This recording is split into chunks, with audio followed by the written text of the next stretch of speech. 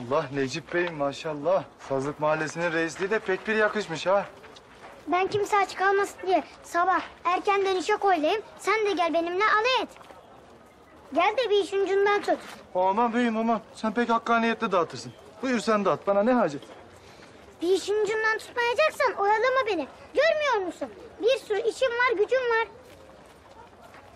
Hadi ne durursun araya başımda hazine bekçisi gibi. Git işine. Tamam lan tamam bağırma.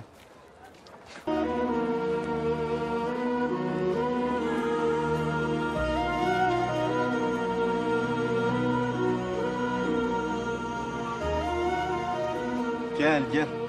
Gel biraz dinlen otur. Perişan ettin kendini yoruldun. Oturamam. İşim var. Sen kenara çekilip hiçbir şeye karışmayınca her şey başıma kaldı. Ne yapalım? İnsan çalışınca yorulur işte. Ne yani ben hiçbir işe karışmıyor muyum? Ha? Bütün gün burada oturuyorsun. Her şeyi ben yapıyorum. Bitirdin bugün ekmekleri. Al, bu da senin hakkın. Aman beyim aman.